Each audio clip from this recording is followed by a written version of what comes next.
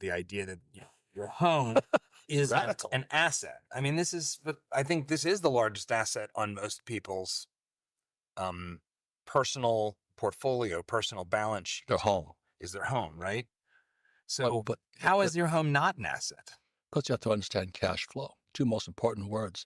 If you read financials, that's what your banker wants to see. Your banker wants to see your financial, not your GPA, not your report card, not your college degree.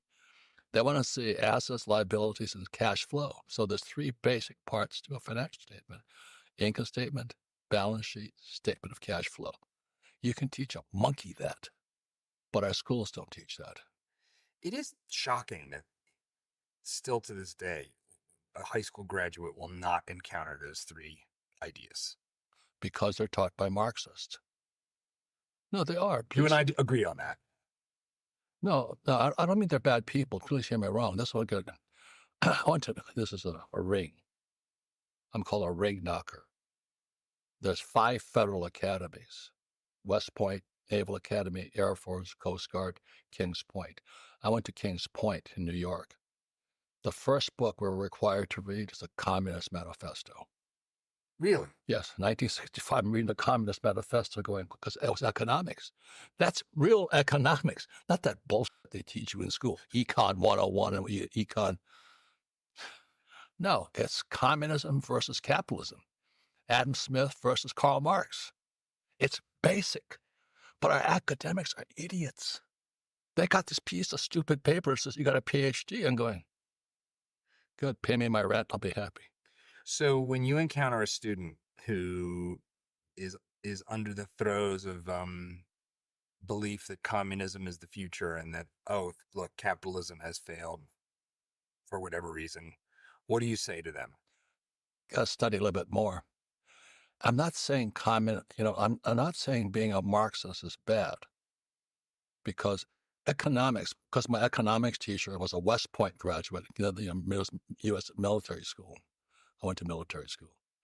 He was a West Point graduate. He flew B-17s in World War II. Got shot down, captured, escaped, all that stuff. And he says, economics is like a religion. So you could be Catholic, you could be Hindu, you could be Jewish, could be Buddhist. So economics is like an economic religion.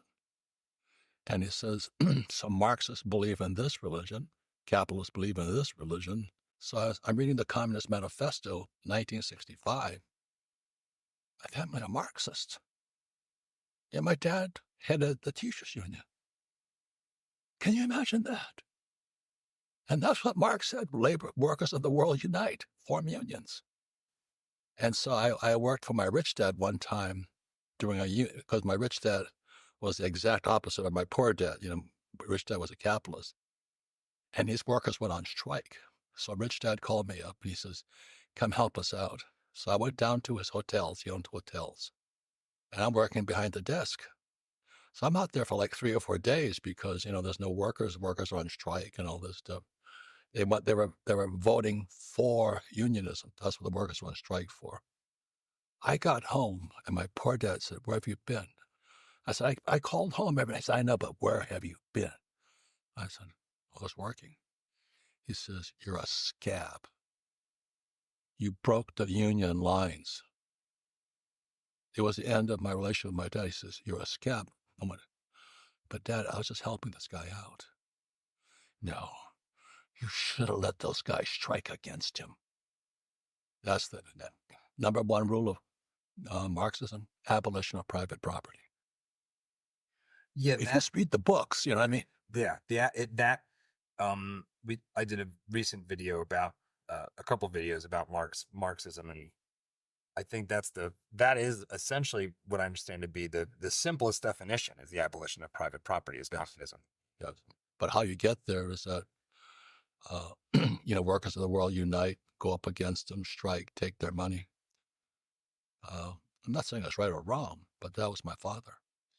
It's a hard environment to try to understand which assets to buy.